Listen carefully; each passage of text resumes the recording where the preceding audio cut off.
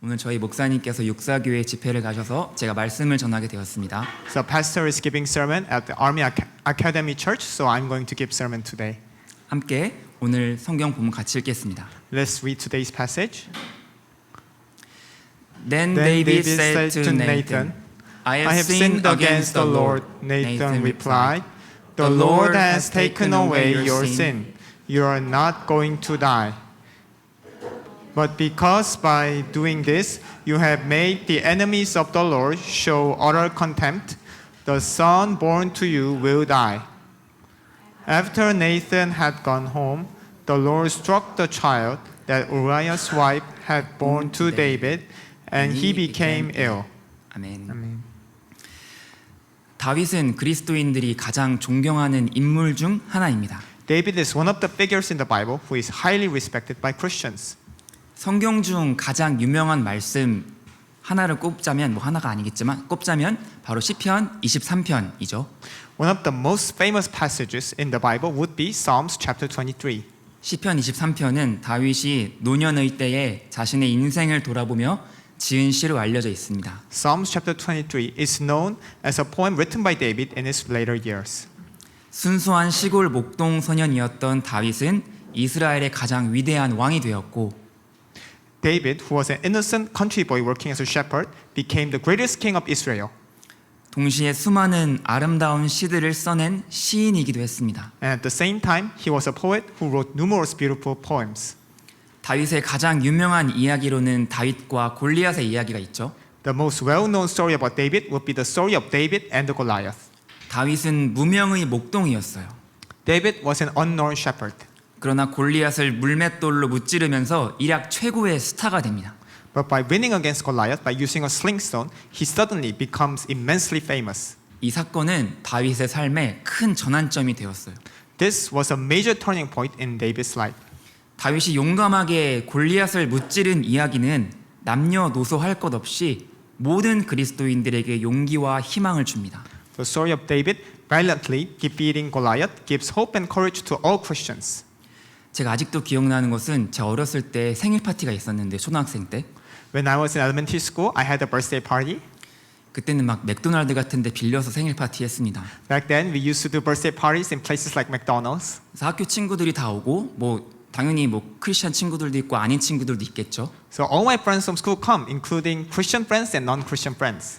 그때 저희 어머니께서 아마 전도사가 아니셨을 텐데 친구들 앞에서 갑자기 다윗과 골리앗 이야기를 시전하셨어요. But back then, even though my mom wasn't a pastor back then, she showed in front of my friends the story of David and the Goliath. 저희 어머니가 막 다윗이 되셔서 막 물맷돌을 던지셨고 My mom was David throwing the slingstone. 또 스스로 골리앗 되셔서 맞고 쓰러지셨습니다. She was also a Goliath, and so she was hit by the stone and died. 전 솔직히 부끄러웠습니다. I was a bit embarrassed actually. 그러나 지금 돌아보니까 그 다윗과 골리앗의 이야기가 아이들한테 정말 좋은 이야기였어요. But looking back, I realized that it was a very good story to be told to children. 사실 제가 정말 기대하는 영화가 곧 개봉될 예정입니다. The movie I'm looking forward to will be open to public soon. 제 애니메이션 영화 다윗이에요. It is the animation movie David. 그래서 그 영상 짧게 같이 한번 보겠습니다. Let's see a short clip of the video.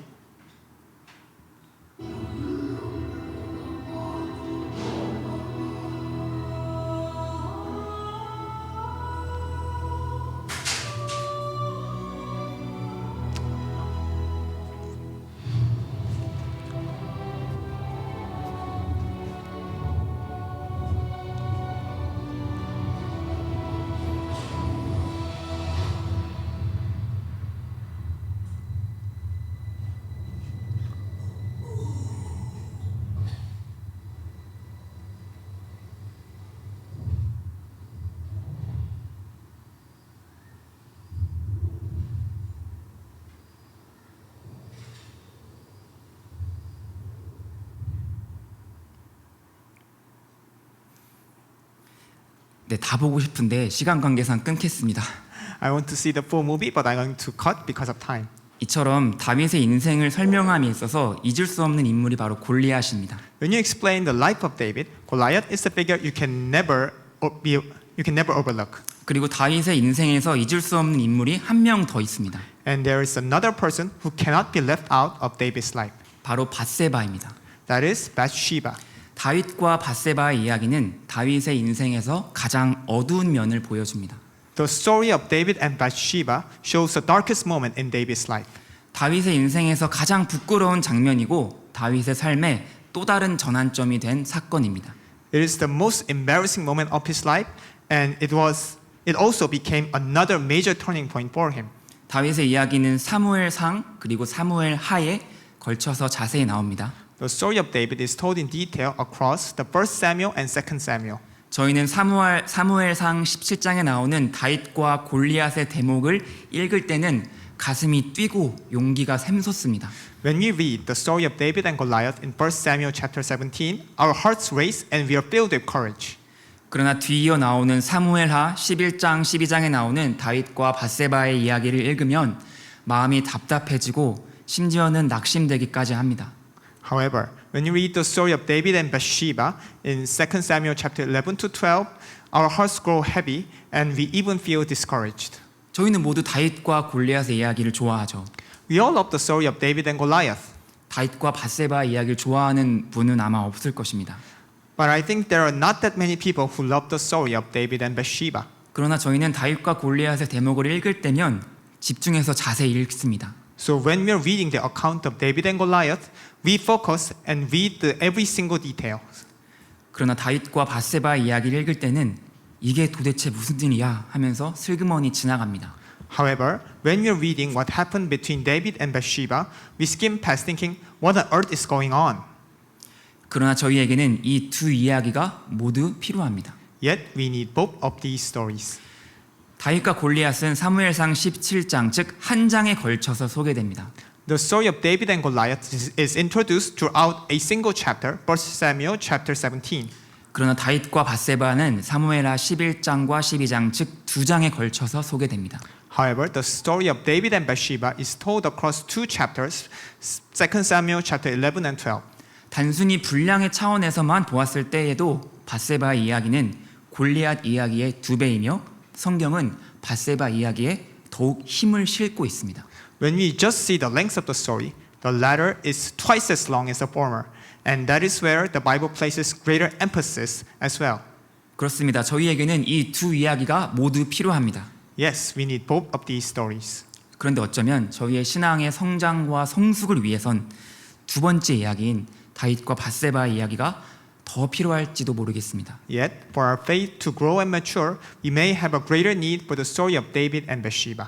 저희는 오늘 이 시간에 다윗과 밧세바의 사건을 살펴보며 왜 이 이야기가 저희의 신앙의 성숙과 성장을 위해 필요한지 생각해 보고자 합니다. Today, as we examine the account of David and Bathsheba, let's reflect on the reasons why we need this story for our faith to grow and mature. 먼저 다윗과 밧세바 이야기 전말에 대하여 간략히 말씀드리겠습니다. Firstly, I'm going to give a brief overview of the story of David and Bathsheba. 참고로 다윗과 밧세바 이야기는 단순히 남자와 여자의 이야기가 아닙니다. This is not just a story about a relationship between a man and a woman. 단순히 남자와 여자의 불륜 관계를 말하기 위해서 한 이야기가 아닙니다. It's not just an adulteral story about a relationship between a man and a woman. 이 이야기는 죄의 본질에 대한 하나님의 가르침입니다. This is a teaching of God about essence of sin. 다윗은 이스라엘 전체의 왕이 되었고 승승장구하는 인생을 살았습니다. David became king of all Israel and he lived a triumphant life. 다윗이 왕으로 있던 이스라엘은 당시의 어느 민족과 싸워도 승리했어요. Israel, with David as king, have won victory against every people they have fought against. 그리고 이스라엘은 암몬 민족과 전쟁을 하고 있었습니다. And around that time, Israel was fighting against the Ammonites. 다윗은 왕으로서 대부분의 전투에 직접 참여했지만 암몬 민족과의 전쟁 때에는 왕궁에 머물러 있었습니다. David had participated in most battles as king, but when the Israelites was fighting against the Ammonites, he was staying in the palace. 그리고 어느 날 저녁에 한 여인이 목욕하는 것을 왕궁에서 지켜보게 됩니다. And one evening, he saw a woman bathing from the palace roof. 신하를 불러서 그녀를 알아보게 하였고 그녀가 자신의 부하인 우리아의 아내인 것을 알게 됩니다. He called his servant to know who she is, and he learned that she was the wife of his subordinate Uriah. 다윗은 그 사실을 알고도 그녀를 왕궁으로 데려왔고 하룻밤을 같이 보내게 됩니다. Despite knowing this, David invited her to the palace and spent the night with her. 그리고 며칠이 지나고 다윗은 충격적인 소식을 바세바로부터 듣게 됩니다. After days had gone by, David heard shocking news from Bathsheba. 그녀가 다윗의 아이를 임신했다는 것입니다. She is pregnant with his baby. 다윗은 그 일을 수습하고자 몇 가지 일을 계획합니다. David planned a few things to cover up. 먼저는 우리아를 집으로 보내서 바세바와 하룻밤을 보내게 하고자 하였습니다. First, he tried to send Uriah home so that he would spend the night with her, 바세바가 우리아의 아이를 임신한 것처럼 속이기 위함이었습니다. to deceive him into thinking that the baby is his own. 그러나 다윗의 충신 우리아는 그 명령을 거절하였고 다윗의 첫 번째 계획은 실패했습니다. But Uriah, being a faithful servant to David, refused to follow his orders. 다윗은 두 번째 계획으로 아예 우리아를 죽이고 바세바를 자신의 아내로 데려오고자 했습니다. And subsequently, David decided to kill Uriah and bring Bathsheba as his wife. 그래서 우리아를 가장 치열한 전투의 최전방에 세웠고 결국 그를 죽게 했습니다. To do so, he sent Uriah to the forefront of the fiercest battle, and Uriah was killed. 다윗은 자신의 범죄를 잘 숨겼다고 생각했습니다. He thought he had successfully covered up his crime. 그런 하나님께서는 나단 선지자를 다윗에게 보내셔서 죄를 고발하셨습니다. But God sent prophet Nathan to David to accuse him of his sin. 부자와 거지의 비유를 사용하면서 다윗의 죄를 신랄하게 고발합니다. Using the parable of the wealthy man and a poor man, God harshly rebuked David of his sin. 여러분이 다윗이라면 어떻게 반응하시겠습니까? How would you react if you were David? 지난 1년 동안 나의 범죄를 잘 숨겼습니다. For the past year, you managed to hide your sin very well. 이제는 모든 것이 정상으로 돌아온 것 같아요. It seems as if everything is back to normal. 그런데 갑자기 나단 선지자가 찾아와서 모두가 잊었다고 생각했던 1년 전의 그 일을 끄집어냅니다. But then, out of nowhere, prophet Nathan shows up and drags up the event of a year ago, something you thought everyone had completely forgotten. 그런데 여기서 다윗의 놀라운 모습이 나타납니다. But here, we see something amazing from David.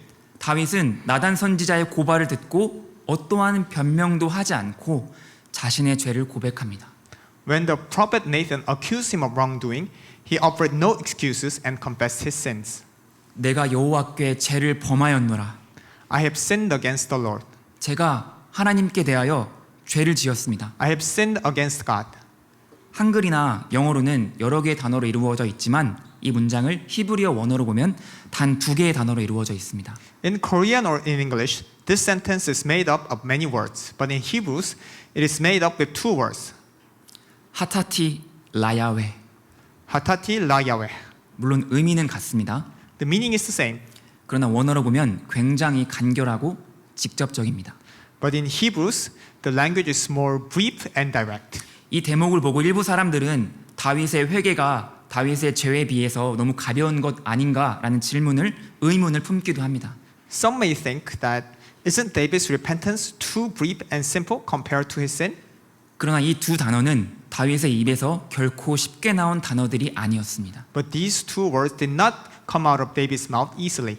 다윗은 왕으로서 체면을 다 버리고 힘겹게 이 두 단어를 꺼냈습니다. David let go of his pride as king and painfully uttered these words. 하타티 라야웨. Hatati la Yahweh. 내가 여호와께 죄를 범하였노라. I have sinned against the Lord. 이 두 단어를 아주 힘겹게 뱉어내었을 것입니다. It must have been very difficult for him to utter these words.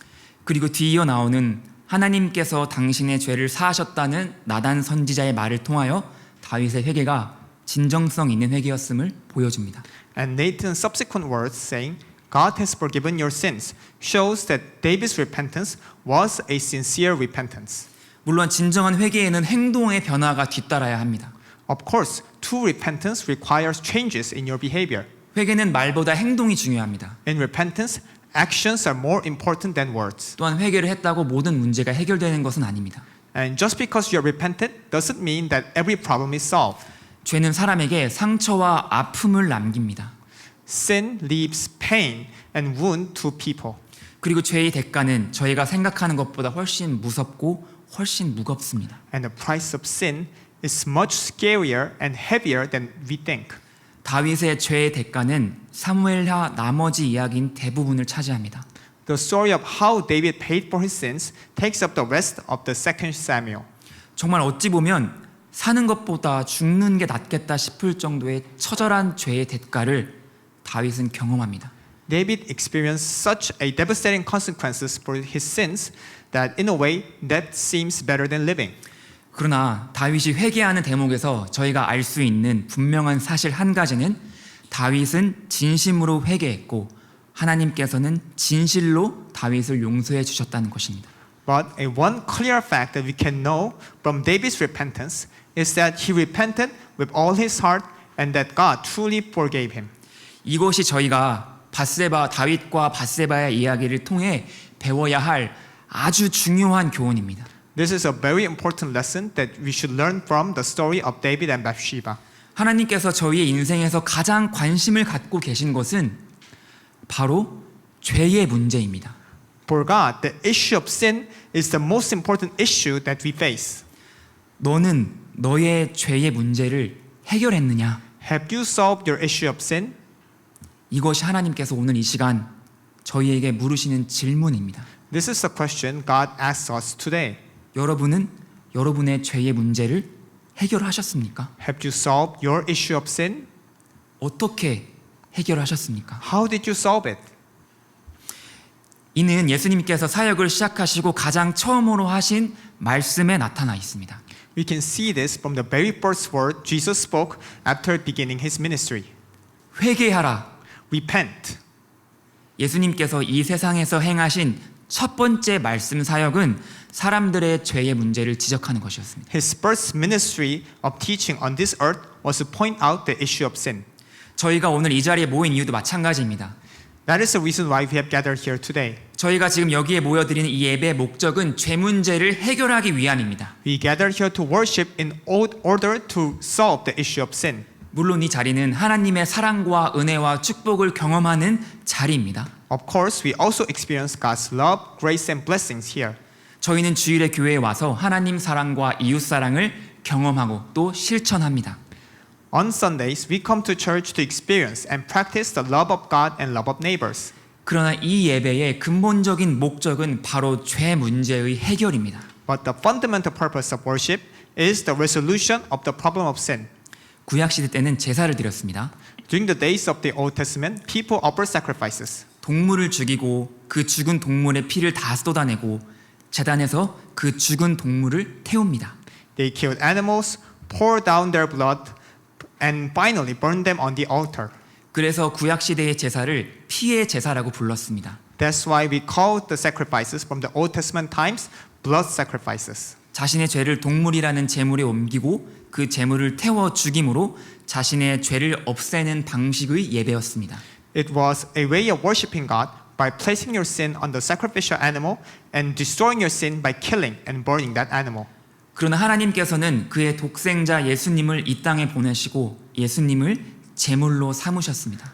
But God sent His only Son Jesus to this land and made Him the sacrifice. 그리고 예수님을 십자가에 달게 하시고 그곳에서 모든 피를 다 쏟게 하신 후에 죽게 하셨습니다.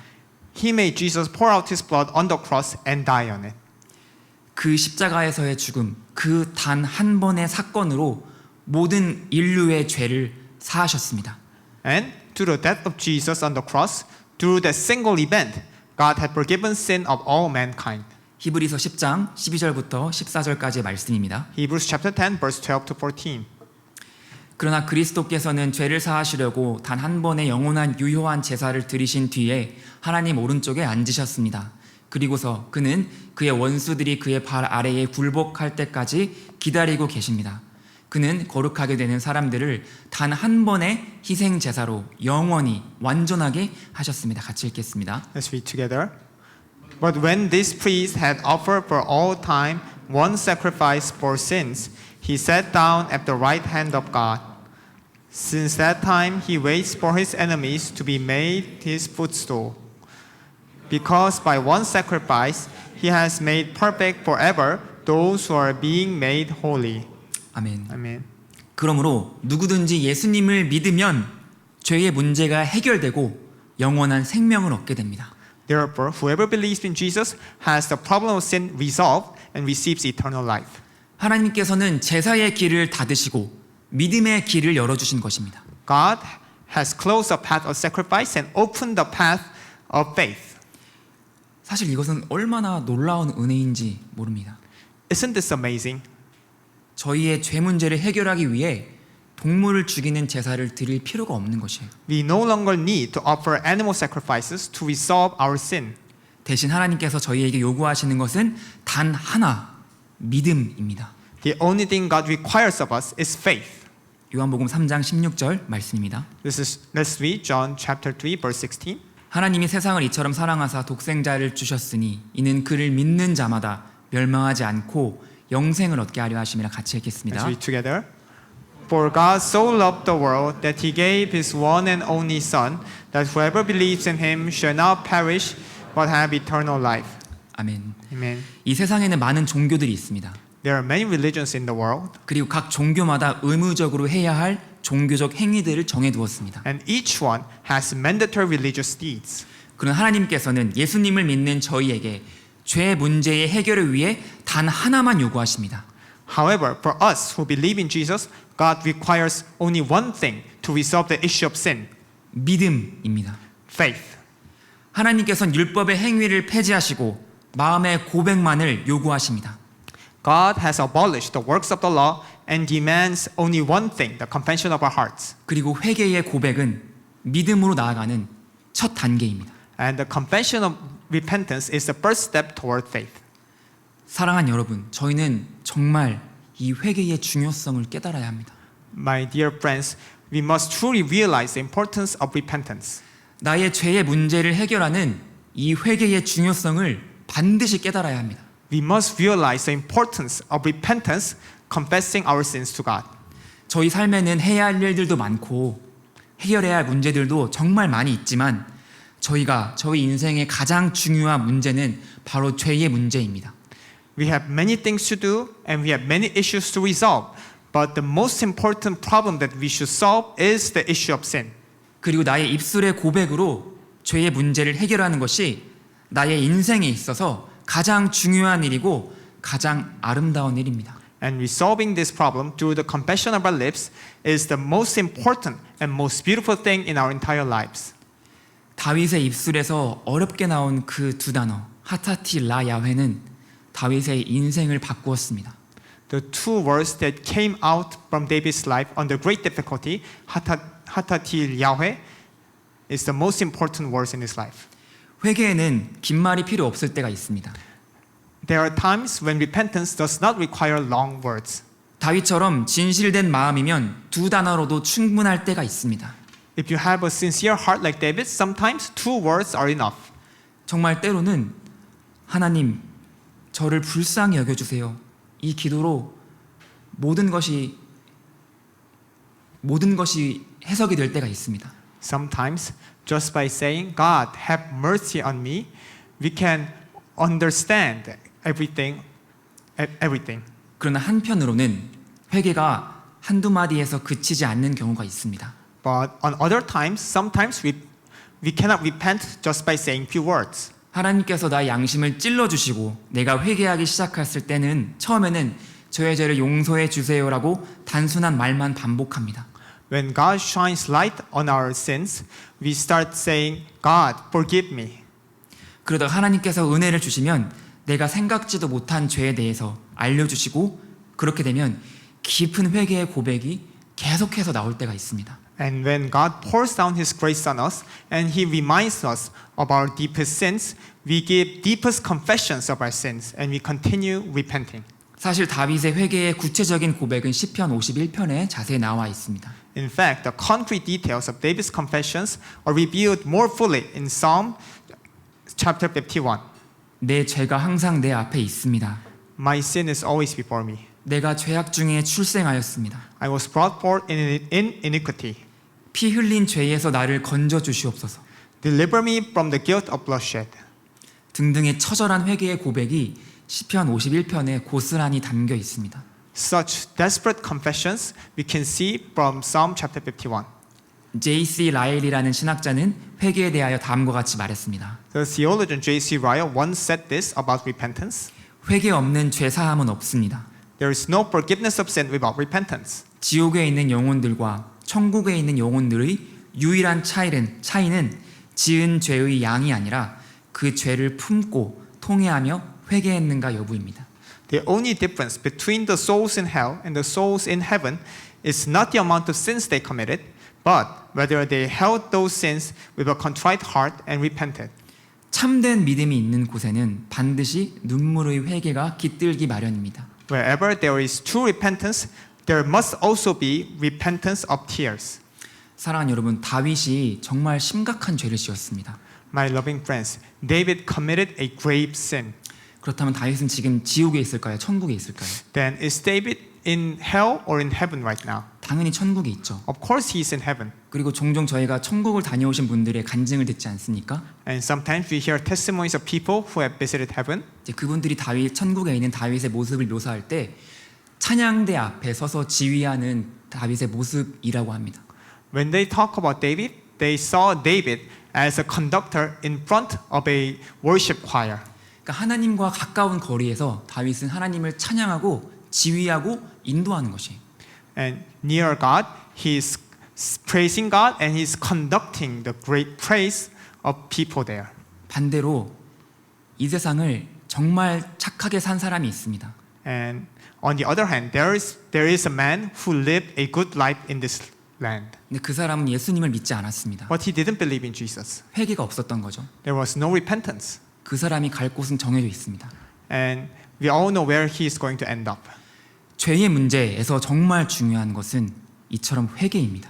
The most important thing in the issue of sin is repentance. 사랑하는 여러분, 저희 죄의 문제를 가볍게 생각하지 맙시다. My loving friends, let us not take the problem of our sin lightly.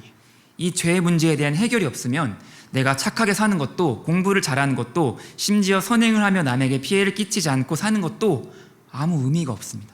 Without the resolution of sin, living a good life, excelling in our studies, or even doing good deeds and live without harming others means nothing.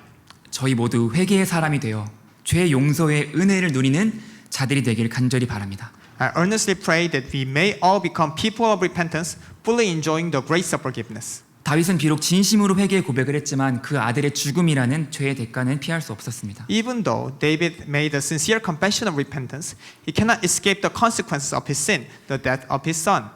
나단 선지자가 당신이 낳은 아들은 반드시 죽으리라 라고 심판의 메시지를 전달했고 며칠 뒤에 실제로 다윗의 아들이 심하게 앓기 시작합니다. The prophet Nathan delivered a message of judgment saying, "The child who is born to you shall surely die." And a few days later, David's son became sick. 이 대목에서 놀라운 점이 한 가지 있습니다. There is one astonishing thing at this point. 다윗이 그러한 심판의 메시지를 받고도 하나님의 불쌍히 여기심을 구했다는 것이에요. Even after receiving such a message of judgment, David humbly sought God's mercy. 사무엘하 12장 16절부터 17절 말씀입니다. 2 Samuel chapter 12 verse 16 to 17. 다윗이 그 아이를 위하여 하나님께 간구하되 다윗이 금식하고 안에 들어가서 밤새도록 땅에 엎드렸으니 그 집의 늙은 자들이 그 곁에 서서 다윗을 땅에서 일으키려 하되 왕이 듣지 아니하고 그들과 더불어 먹지도 아니하더라. 함께 읽겠습니다. Let's read together. David pleaded with God for the child. He fasted and went into his house and spent the night lying on the ground. The elders of his household stood beside him to get him up from the ground, but he refused, and he would not eat any food with them. 다윗은 하나님께서 한 번 말씀하신 것은 반드시 이루어진다는 것을 분명히 알고 있었을 텐데 왜 이런 기도를 했을까요? David must have known clearly that once God speaks, it will surely come to pass. Then, why did he offer such a prayer?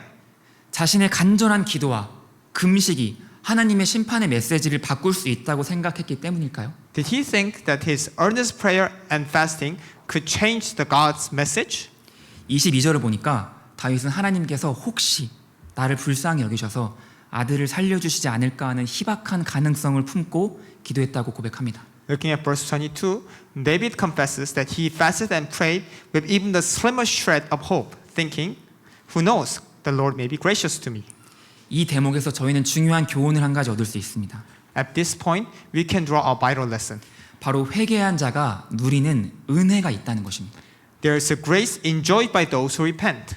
그것은 하나님과의 교제의 회복입니다. the grace of restoration of fellowship with God. 하나님께서 나단 선지자를 다윗에게 보내시는 것은 불륜 사건 직후가 아니었습니다. God did not send prophet Nathan immediately after his adultery. 그 불륜 사건이 있고 1년 정도의 시간이 지난 후에 나단 선지자를 보내셨습니다. He sent prophet Nathan after a year had passed since the affair. 그 1년이라는 시간은 다윗이 죄로 말미암아 하나님과의 교제가 단절된 시간이었습니다. That 1 year period was a time when David's fellowship with God was severed. 성경은 다윗이 죄로 인해 하나님과 멀어져 있던 그 1년에 대해서는 하나도 기록하고 있지 않습니다. The Bible does not record a single thing about a year when David was cut off from God. 그 1년이란 시간 동안 물론 이스라엘은 계속해서 전쟁을 했을 것이고 이스라엘은 국가적으로 계속 성장, 발전해 나갔을 것입니다. During those years, Israel would have continued to wage wars and the nation might have kept growing and developing. 그러나 성경은 그런 것에는 관심이 없었습니다. However, the Bible was not interested in those things. 성경은 다윗이 하나님과 동행하지 않았던 그 1년을 전혀 주목하지 않습니다. The Bible pays absolutely no attention to that 1 year when David did not walk with God. 사람은 누구나 나이가 들어감에 따라 계속 성장하고 발전해야 합니다. As people grow older, everyone needs to continuously grow and advance. 20대가 되면 대학에 진학을 하고 그 이후에 취업을 하고 가정을 꾸리고 집안의 재산을 늘려갑니다. When you're in your 20s, we go to college, and after that, we get a job, start a family, and build up our family assets. 성경은 이러한 성장과 발전에 대해 반대하지 않습니다. The Bible does not oppose this kind of growth. 그리고 때로는 그런 것들이 하나님의 축복인 경우도 있습니다. In fact, there are times when these things are indeed blessings from God. 그러나 분명한 것은 하나님과의 교제가 없는 상태에서의 성장과 발전은 결코 하나님과의 축복이 아닙니다.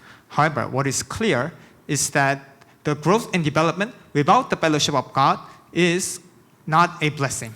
하나님과 동행하지 않는 상태에서 쌓아올린 이 세상에서의 성공은 언젠가는 다 무너져 내릴 바벨탑과 같은 것입니다. When you're not walking with God, the success in this world will be like a Tower of Babel that can be destroyed at any time. 실제로 다윗이 하나님과의 교제가 단절된 그 1년 동안 든든히 세워졌던 이스라엘 왕국은 그의 다음 아들인 압살롬의 반역으로 인하여 분열되고 쇠퇴하였습니다. In fact, the kingdom of Israel, which seemed so securely established during that year of David's broken fellowship with God, was fractured and declined because of the rebellion of his other son, Absalom. 저희가 하나님과 동행하지 않은 상태에서 쌓아올린 이 세상에서의 성공과 행복은 결코 하나님의 축복이 아닙니다. The success and happiness of this world that we build apart from walking with God can never be His blessing. 그리고 만약 그러한 세상에서의 성공과 행복으로 인해 내가 하나님과 멀어지게 된다면 그것은 도리어 저주입니다. And if that success and happiness cause us to drift even further away from God, it becomes a curse. 하나님과의 교제의 단절의 시간 동안 진행되었던 국가적인 발전은 다윗에게 전혀 기쁨이 되지 못했습니다. The progress of his nation during that time of broken fellowship with God did not bring joy to David. 외적으로는 발전하고 있었을지 몰라도 다윗의 내적 상태는 이루 말할 수 없이 약해지고 무너져 있었습니다. Outwardly, the nation seemed to be thriving, but David's inner state was weakened and shattered.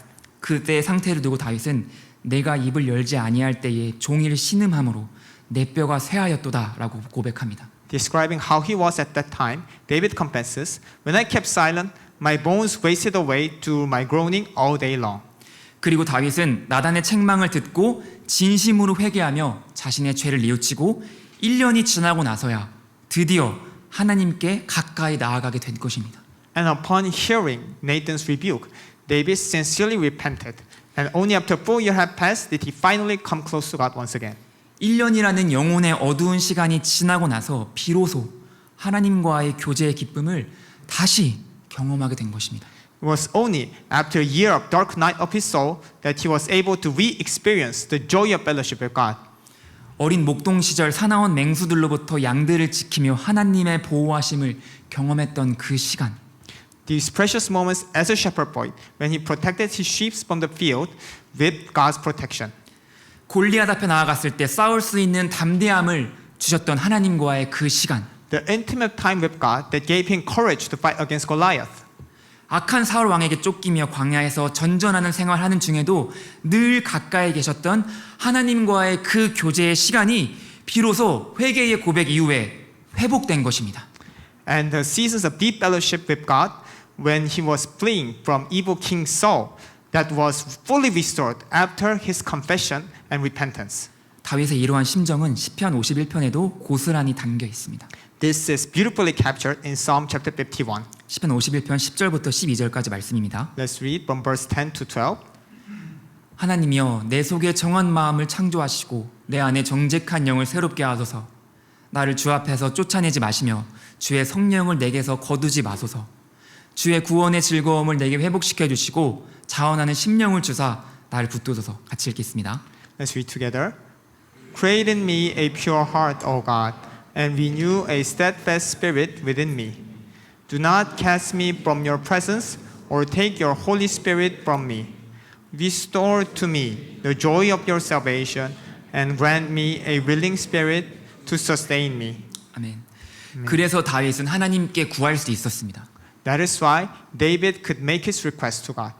비록 염치가 없더라도 자신의 아들을 살려달라는 그 기도를 다윗은 담대히 하나님께 할 수 있었습니다. Even though it might have seemed shameless, he could boldly ask God for his son to be saved. 왜냐하면 그때는 하나님과의 교제가 회복되기 시작한 시점이었기 때문이에요. This was possible because it was a starting point where his fellowship with God began to be restored.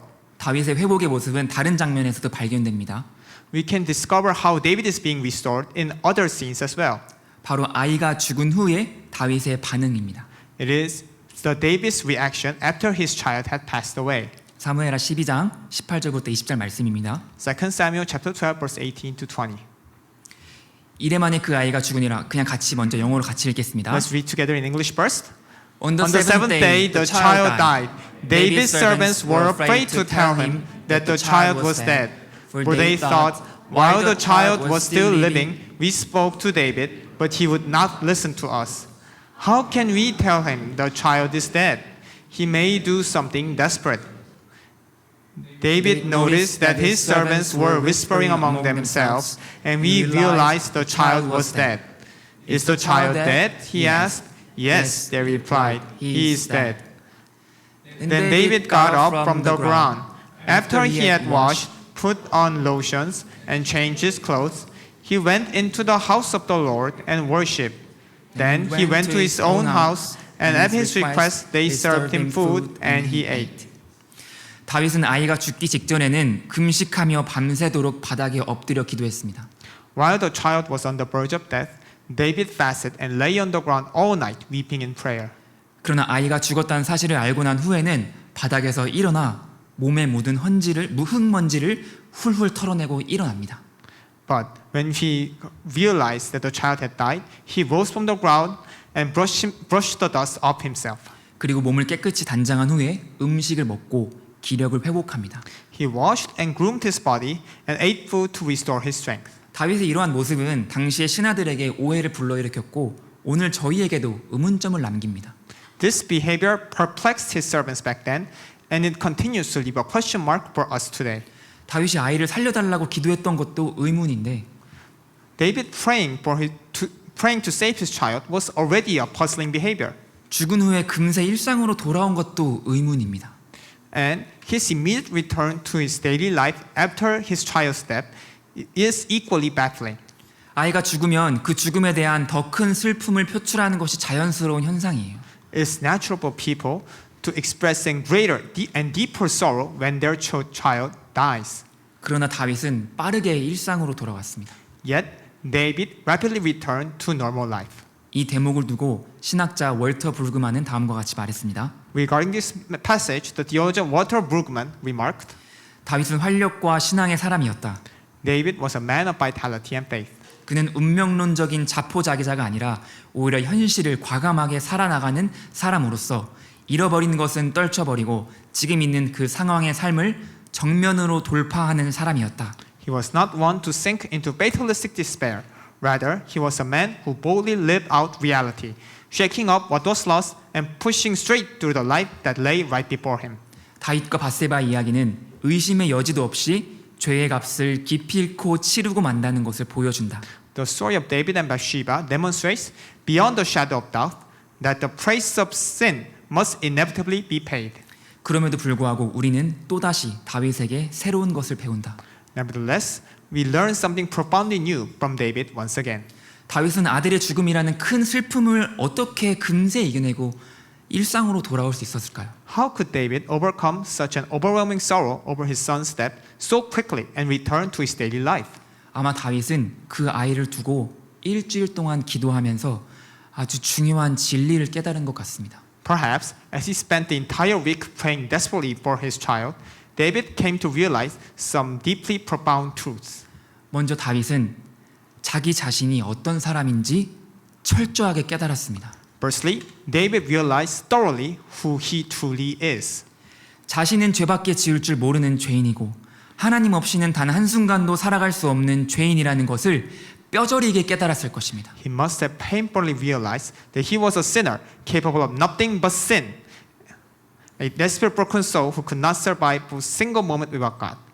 사실 사람의 존재에 대한 질문, 즉 사람은 누구이고 어떤 존재인가라는 질문에 대해서 세상과 성경은 다른 대답을 제시합니다. In fact, when it comes to the question of human existence, who is man and what kind of being we are, the world and the Bible offer completely different answers.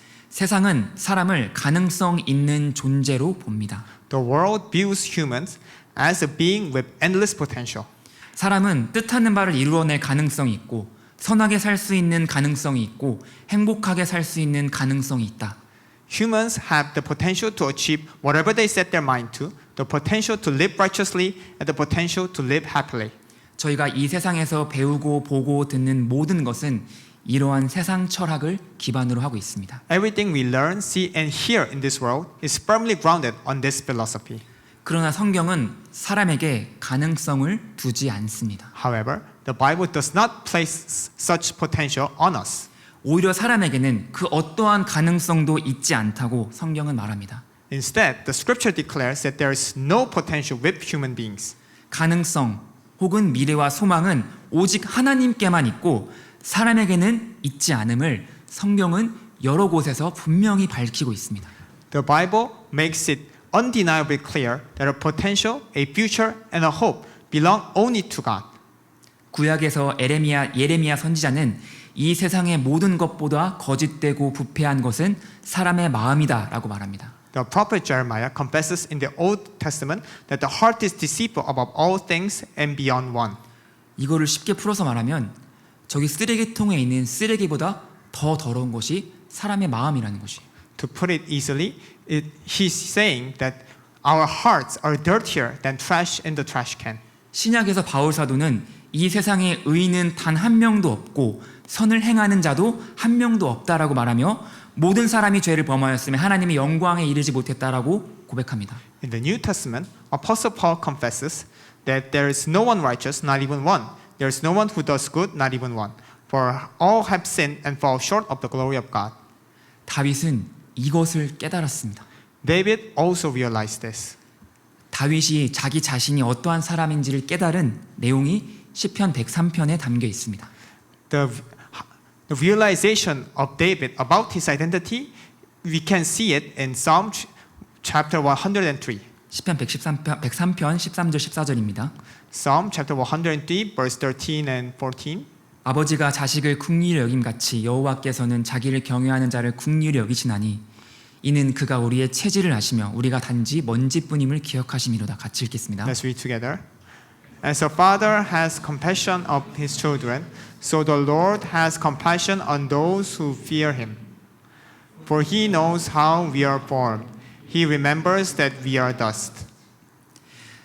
자신의 아이를 두고 기도하던 그 일주일 동안의 기간 동안 다윗은 이것을 깨달았습니다. During the week he prayed for his child, David realized this. 이것을 깨닫고 나니 아이가 죽었다는 소식이 다윗을 더 큰 슬픔으로 몰아넣지 못하게 했습니다. After realizing this, the news that his child has died did not lead him into a deeper sorrow. 왜냐하면 다윗은 자신의 죄보다 더 큰 하나님의 은혜를 깨달았기 때문입니다. Because he realized that God's grace is greater than his sin. 즉 아무런 소망이 없는 자신에게 새로운 기회를 주시고 새로운 생명을 허락하신 하나님의 크고 놀라우신 은혜를 깨달았기 때문이에요. He realized that God's grace grace for giving him a new chance, a new life, even though he had committed grave sin.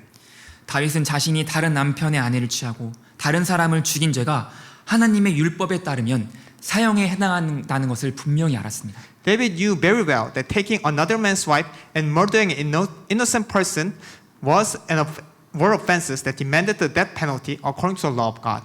왜냐하면 자신이 왕으로서 그 하나님의 율법에 따라 수많은 사람들을 죽였기 때문이에요. Because he executed numerous people following that law. 그런데 하나님께서는 다윗의 회개의 고백을 받으시고 다윗을 살려주셨습니다. But yet, upon receiving David's confession of repentance, God spared his life. 비록 그 죄의 대가로 아들이 죽는 비참한 결과를 맞이하긴 했지만 죽을 수밖에 없던 자신을 살리신 하나님의 은혜가 얼마나 놀랍고 큰지를 깨달았던 것입니다. Even though he had to face the tragic consequences of his son passing away, he realized how astonishing and immense was the grace of God. 다윗의 인생의 후반부를 보면 정말 죽는 게 낫겠다 싶을 정도의 심한 고난들이 다윗의 삶을 계속 찾아옵니다. Looking at the later half of David's life, he faces countless hardship that we might think that it would have been better for him to die. 그러나 다윗은 그러한 삶의 무거운 고난들 속에서도 소망과 희망을 잃지 않고 살아갔습니다. Yet, David never lost hope among the crushing weight of the difficulties he faced. 그것은 다윗이 밧세바 사건의 이후 깊은 회개를 한 후 경험했던 은혜 덕분이었습니다. This was because of the profound grace he had experienced after his deep repentance over Bathsheba incident. 사실 다윗의 이런 모습, 죄를 짓는 모습을 보고 실망하는 사람들도 있습니다. Actually, some people feel very disappointed when they see such flaws of David. 정말 다윗을 싫어하는 사람들, 싫어하는 신학자들도 되게 많아요. There are many theologians and believers who really dislike David. 그러나 성경은 사람을 통해 무언가를 배우는 위인전이 아닙니다. But Bible is not a biography for us to learn from a person. 성경은 여러 인물들과 여러 사건들을 통해 하나님의 은혜를 배우는 사랑의 편지이자 구원의 약속입니다. The Bible is a love letter that reveals the grace of God, and it is a promise of God for our salvation. 저희가 주변 사람들을 보면 결국 실망하게 될 수밖에 없습니다. When we look at people around us, we become disappointed. 그렇다고 내 자신을 보자니 더 절망하게 됩니다. But when we look at ourselves, we drive into despair. 그러나 예수님을 보면 희망이 생깁니다. But when we look at Jesus, we can find hope. 2차 세계대전 때 나치 수용소에서 믿음을 지켜냈던 코리 텐붐 여사는 다음과 같이 말했습니다. Corrie ten Boom, who kept her faith in the Nazi concentration camp during World War II, once said this: 주변을 둘러보면 괴롭습니다. Look around and be distressed. 나의 내면을 들여다보면 우울합니다. Look inside and be depressed. 그러나 예수님을 바라보면 평안을 얻습니다. Look at Jesus and be at rest. 결론을 맺겠습니다. I'm going to finish now. 사랑하는 여러분, 하나님께서는 다윗의 삶을 통해 저희가 잊지 말아야 할 인생 교훈들 몇 가지를 알려주십니다. My loving friends, through the life of David, God teaches us life lessons that we must not forget. 먼저 죄의 문제입니다. First is the issue of sin. 저희는 이 죄의 문제를 진지하게 생각해야 합니다. We must take this problem of sin seriously. 그 죄에 대한 진정한 회개의 고백을 해야 합니다. We must give sincere confession about our sin. 두 번째로 나의 죄보다 더 크신 하나님의 은혜를 기억해야 합니다. Secondly, we must remember the grace of God that is greater than our sin. 나와 세상을 보며 좌절하지 말고 하나님의 은혜를 보며 계속 앞으로 나아가야 합니다. We shouldn't despair by looking at ourselves and the world. Instead, we should look to God's grace and keep moving forward. 저희 모두 낙심의 자리에서 일어나 내 앞에 직면한 사명의 길을 담대히 걸어가는 한 사람 한 사람 되시기를 예수님의 이름으로 간절히 축복합니다. I bless you to rise from the place of discouragement and boldly walk the path of mission that lies in front of us. 함께 오늘의 말씀을 기억하시며 기도하겠습니다. Let's pray, remembering today's words.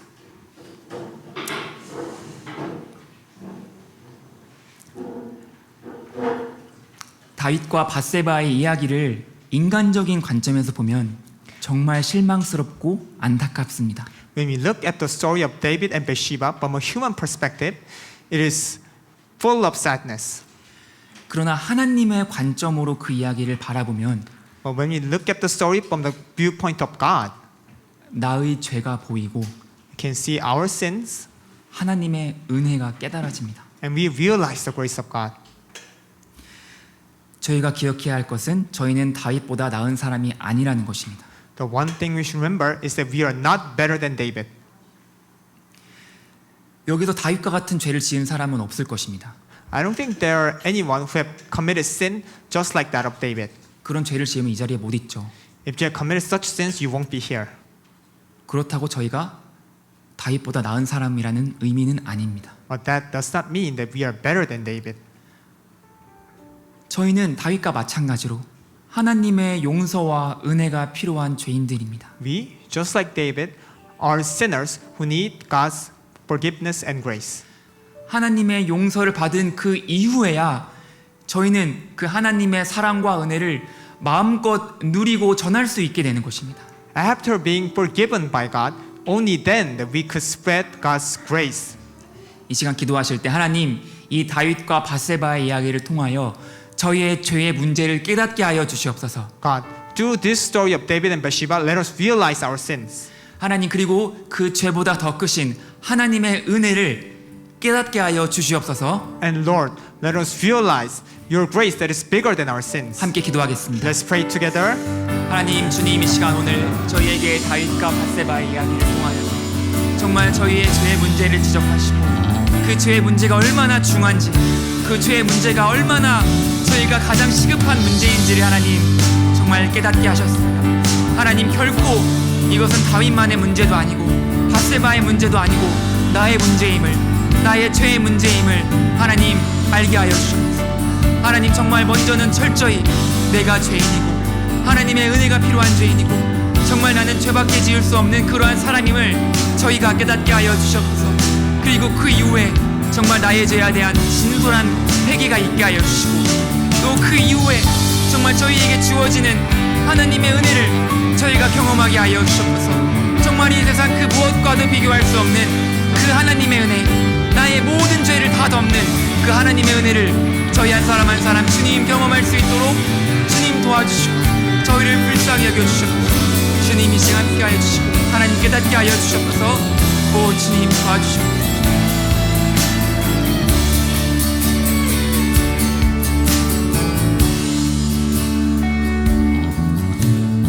Amazing grace, how sweet the sound that saved a wretch like me. I once was lost, but now I'm found. Was blind, but now I see. 'Twas grace. 'Twas grace that taught my heart to fear, and grace my fears relieved. How precious did that grace appear the hour I first believed. My chains are gone, my chains are gone. I've been set free. My God, my Savior has ransomed me. Like a flood, and like a flood, His mercy reigns, unending love, amazing grace. The Lord has promised. The Lord has promised good to me. His word, my hope secures. He will my shield and portion be, as long as life endures. My chains are gone. I've been set free. My God,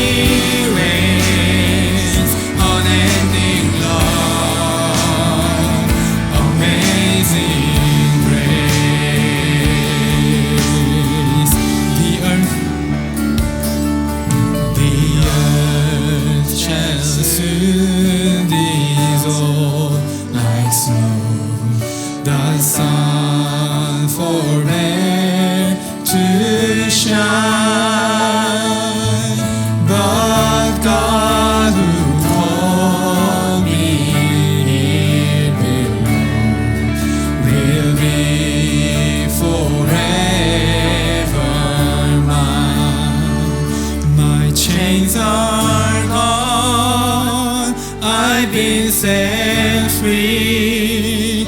My God, my Savior has ransomed me, and like a flood, His mercy reigns.